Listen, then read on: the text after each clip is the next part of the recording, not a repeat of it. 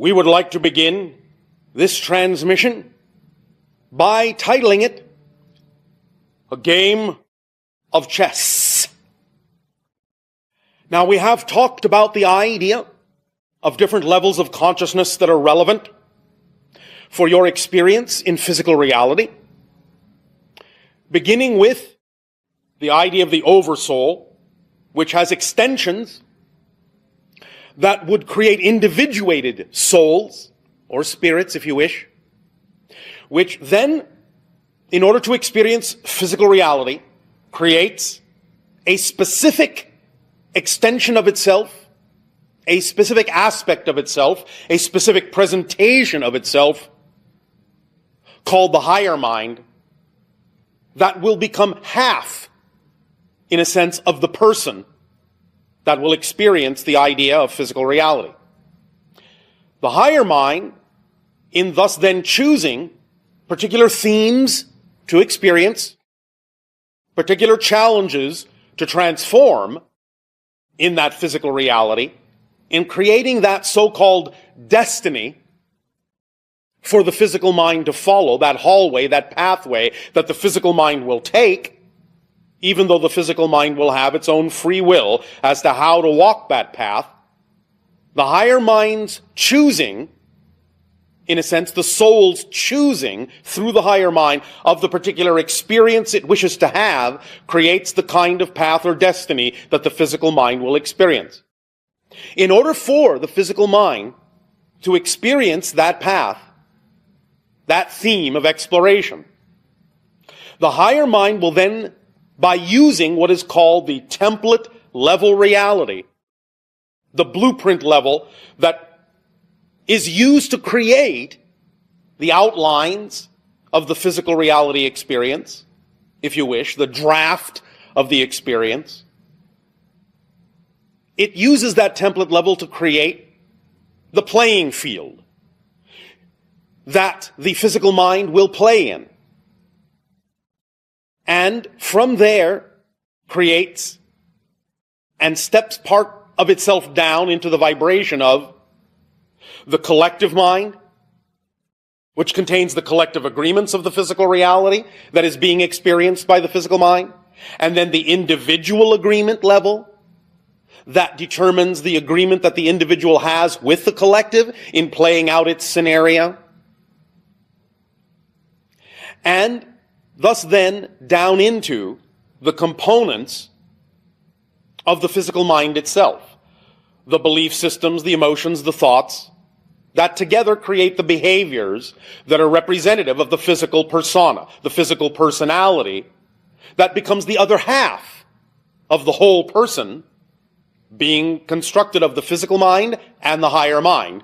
with all these intervening layers creating the playing field and the individual and collective agreements that the physical mind will use to explore the theme that the higher mind has chosen. Now, knowing that that is the basic structure, from oversoul to individual soul to higher mind to template level reality to collective agreement to individual agreement, and down into the physical personality levels, you will find that there is an analogy that can be made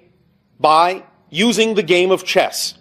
or perhaps many different kinds of games, but for the purposes of this communication, chess may be the most apt analogy, and we will use that. You can, in a sense, look at, thus then, from this analogy of chess, that the oversoul is the level of your consciousness that plays many different games at once. Not only a multitude of chess games, but a multitude of other kinds of games as well.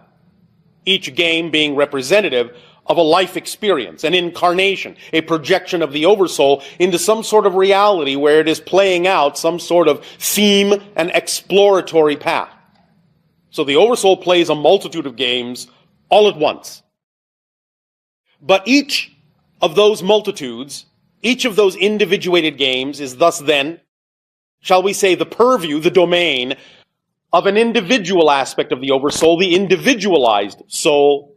that is focused on one idea, one particular style of game. In this case, by our analogy, a game of chess. Now, the higher mind, thus then, is created to be, in a sense, the game player, to strategize, to understand the playing field, to have the broad view, as it were, of the game. And thus then, in continuing this analogy, the higher mind uses the template level reality, the blueprint level, to create the game board. What you are familiar with, in a sense, again, by analogy, as the chess board, with its 64 squares of alternating color. Thus, once laying out the board, it thus then allows itself to project into the level of the collective agreement. The level of the collective agreement consciousness thus then defines the rules in general of the game, of the overall game. So once the template level has been used to create the playing board, the collective is used to create the idea of what rules are germane for the playing of this game. What reality game are we playing here? What is appropriate and relevant for this particular game we are going to experience, and what is not relevant for that particular game? That is decided upon in the collective agreement consciousness. Such examples, such simplistic examples of the collective agreement rules for this game in your physical reality are such things as, generally speaking, most of you will experience the concept you call gravity. You will experience the concept you call space and time. As a physical being, you will experience the concept of needing and requiring the idea of sleep, the idea of food, the idea of water, and so on and so forth, in order to perpetuate your ability to continue to play the game. Now, sometimes those rules can be bent a little bit, but generally speaking, the overall collective agreement rules will be abided by most people playing this game, because it allows you the opportunity to simply put something on automatic, to put the rules on automatic, so you don't have to think about them constantly and constantly consciously create them in order to play the game. This gives you the opportunity to actually simply focus on playing the game instead of constantly wondering exactly what the parameters are, what the rules are. So once you learn the rules, once you instill the rules within you, in an automatic sort of second nature way, then you can simply be on about learning to play the game better and better, more precisely, more clearly. Now, once the collective rules of the game have been created in the collective mind level of consciousness, it is time to define the idea of exactly what piece you are going to be, and thus then in the individual agreements, the individual agreement level, you will create the rules for that piece. How does that piece move? What is its position on the board? How does it relate to the other pieces? This thus then is created for the individual on that level of the why and wherefore, the concept of what you are as a playing piece, what skills, talents, abilities that you have to give to the game. Your ability to view your relationship to other playing pieces is created in this individual agreement level as it relates to the collective agreement, so that you will understand exactly how you fit in the game, where you belong in the game, how it is you will move in the game, so that you can take full advantage. By learning your style of movement, take full advantage of the strategy of the piece that you are being, and make sure that your movements are impactful and effective in creating the experience of the game that has been, in that sense, laid out for you by the higher mind and the board and the collective rules. Again, not that the piece doesn't have individual will, but it's going to use its individual will to best express, best exemplify the capabilities it has been designed to have as the individual playing piece. And so it will know its own rules, who it is, what it is, its own identity. And that's why it's very important to get in touch with the idea of, in a very clear way, who and what each individual is, to know their identity, to know what they are all about, to know what path they are on. Thus then clearly, Knowing that will allow each individual piece to interact with every other individual piece in a way that allows the game to be played in the most fun way, in the most challenging way, in the most strategic way, in the most impactful way, in the most expanding way, in the most satisfying way. Because it is about the relationship of all the pieces to each other that allow the game to be what it is, and allows for different opportunities for each piece to play different strategies in every single game that it plays within the game, every single opportunity that it acts on, every single path of excitement that it follows, every single door that it walks through. Thus, then, again, once this has been determined of what the game board is, what the general rules are, what the individual rules are for the piece, now the physical personality is created, which is analogous to the actual piece itself. Thus, you find that the qualities of the physical playing piece, the physical qualities, the shape, and so on and so forth, the material it is made out of, the size, and so on, correspond in the idea to the physical personality and the physical body. And thus those qualities are also, to some degree, part and parcel of the game. And thus, by knowing the shape can be handled properly. It can be moved properly, in the proper way, smoothly throughout the game. It can be moved with finesse. And in the idea of the beliefs and the emotions, the thought patterns that together form the physical personality, the behavior of that piece, thus then is the complete chess game revealed. And then, once all those components are in place, you can play the game in the most efficient way possible. Once you have really learned the rules, taken them to heart, once you know who you are, taken that to heart, once you understand the piece that you have become,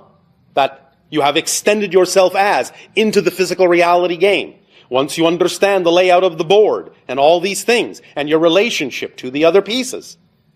then you can play the game in a very efficient, very fun way, very expanding way. And you can learn from every move you make and from every response you get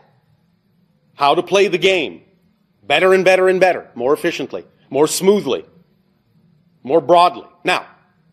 there are, of course, many different kinds of chess, in a sense, in many different parallel realities. Even in your own parallel reality, not only do you have the idea of two-dimensional chess on a flat board, but many people on your planet actually play three-dimensional chess on a multitude of levels.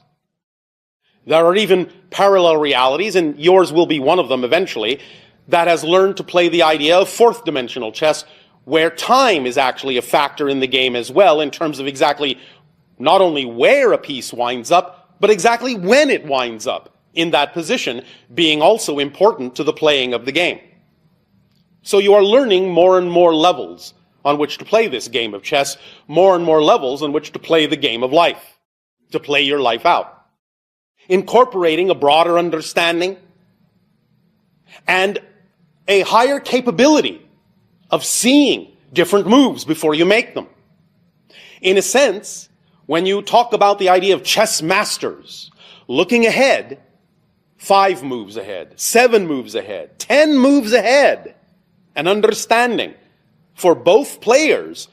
what those moves could all be, what the probabilities are, all the possible combinations of what moves could be made ahead of moves that have been made. This is really nothing more than extending your senses into all the different parallel reality versions of that game, being capable of seeing them overlap in such a manner as to guide yourself through the parallel reality game stream that represents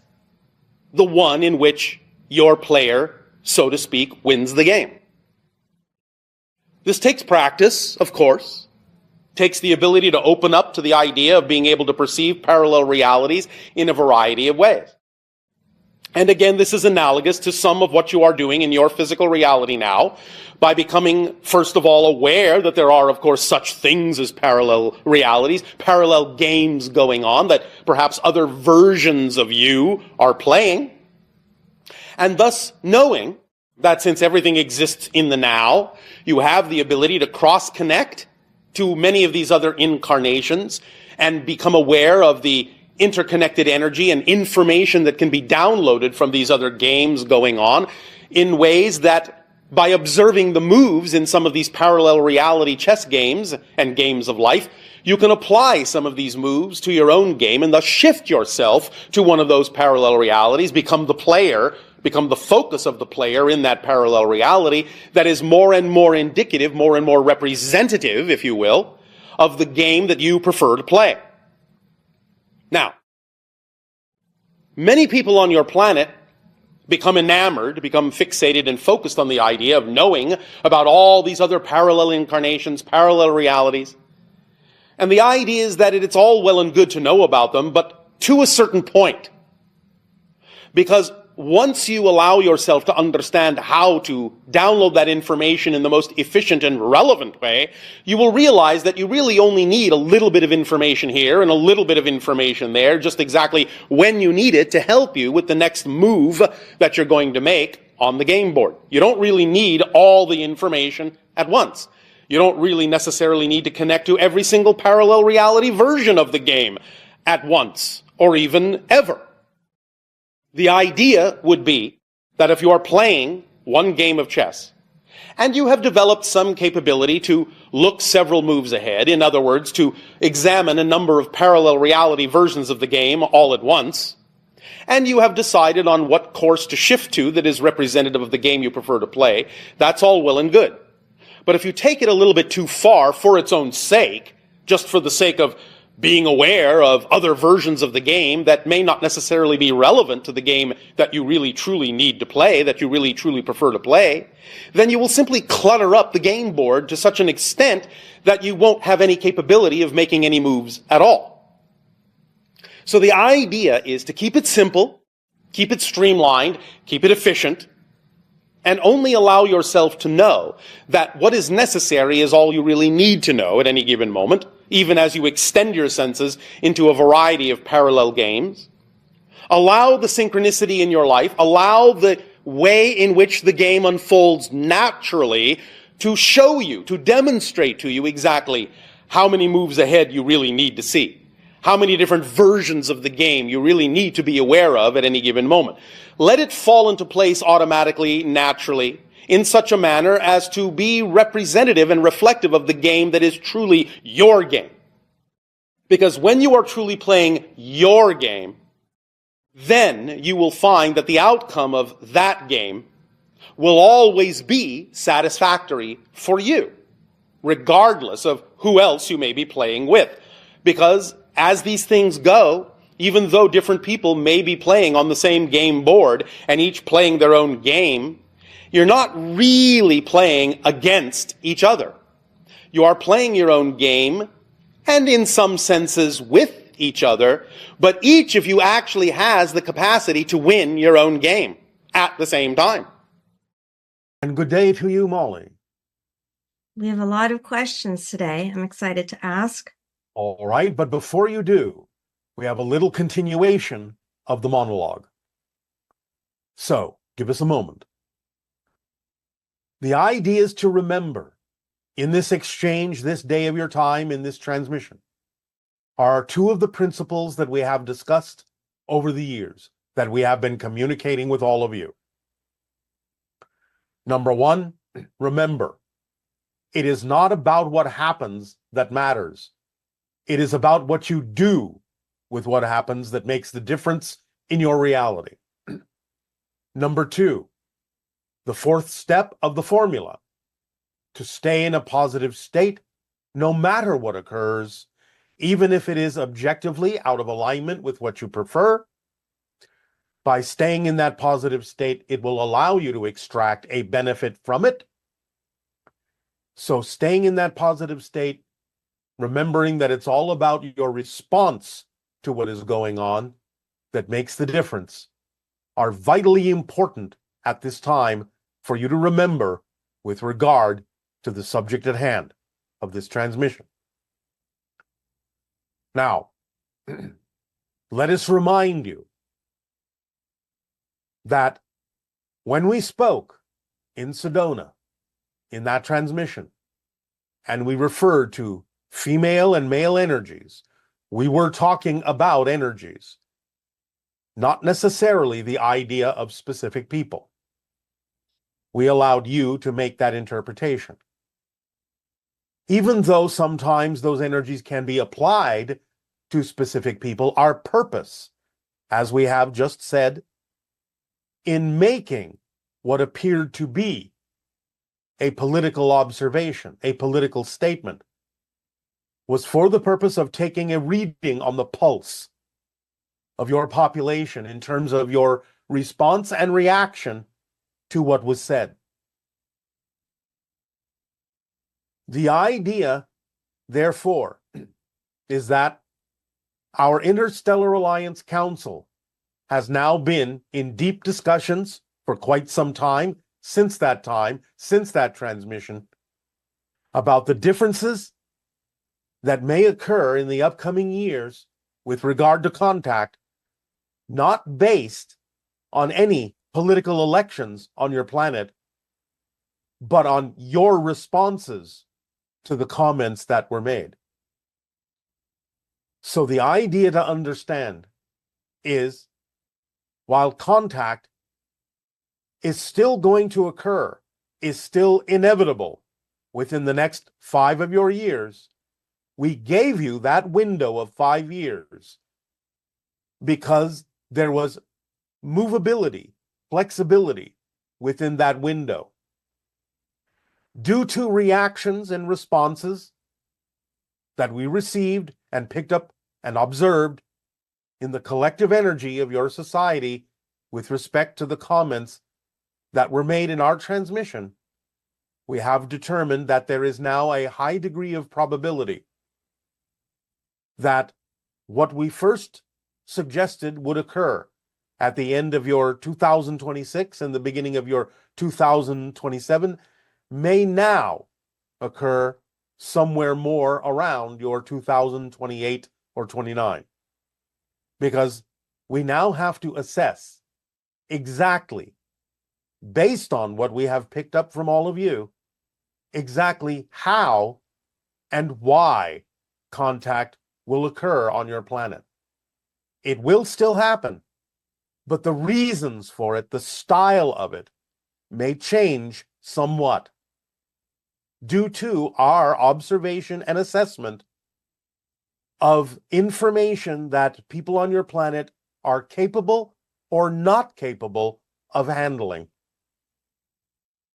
Remember, as we just said in the initial monologue, we did not give you a political opinion. We gave you a reading of the energy that exists at this moment with regard to the idea of whether or not male and female energy will move forward in a balanced way in your society or an imbalanced way in your society. The most important thing that we can say at this time